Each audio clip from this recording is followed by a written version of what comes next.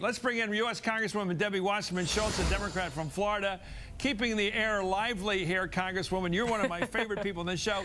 Can you respond to the charge from the former leader of the Republican Party, the former ramrod, the hammer, says that your candidate for president, who you've been supporting ever since Hillary lost this baby, as a Marxist radical, basically out to change the American Constitution? I think he's talking about bringing in red rights rather than blue rights. Instead of having negative things the government can't do, I think he's charging Barack with trying to create rights of things the government has to do for us. In other words, socialism. What do you think? Well, with all due respect to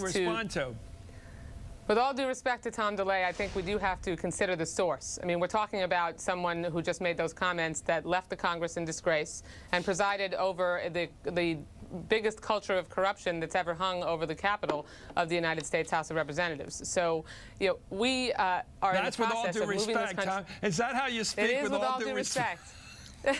Well, he spewed a lot of hate in that last few minutes and, and threw a lot of nasty things around. So, I mean, the reality is that we're talking about a Republican Party that is in the death throes at this point, and they are trying to throw as much stuff up on the wall, Chris, as they possibly can and hope something sticks. I mean, Barack Obama in the last few days of this campaign is going to ask people to, you know, reach into their heart and think about what it is they want for this country, and to think about not only whether they're better off now than they were 4 years ago, because we know the answer to that. Certainly, the vast majority of people are not.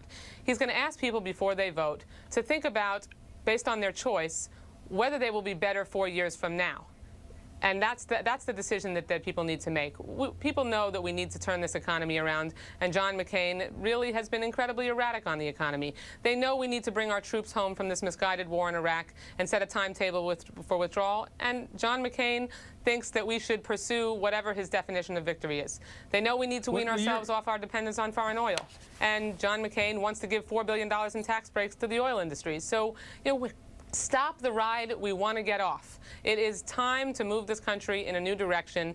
That is what Barack Obama would do. And the nasty name-calling and finger-pointing, what do you make of this? People are sick of it.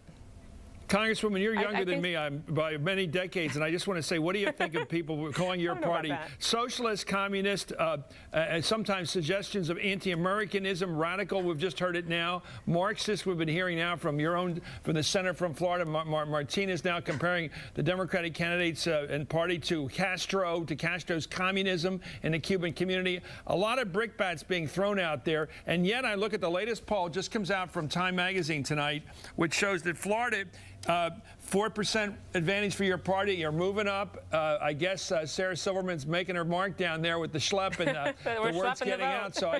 So I have to guess that the people aren't buying these brickbats. They're not accepting them. Listen, what's going on here with the name-calling and the finger-pointing on the part of the McCain campaign is that they are divided, depressed, demoralized, and desperate, Chris, and they don't know what else to do. They don't have the issues on their side. They're not right on the issues that matter to Americans. So they have to try to sow seeds of doubt. And, you know, people are done. The American people are done with that. They know that they want to embrace change, and John McCain represents more of the same. And that's why on Tuesday we're going to win Florida, we're going to win Virginia and Colorado and Nevada and North Carolina, and this is going to be a fabulous election night. We can finally move this country in a new direction and cast off the culture of corruption that my good colleague from the previous interview presided over.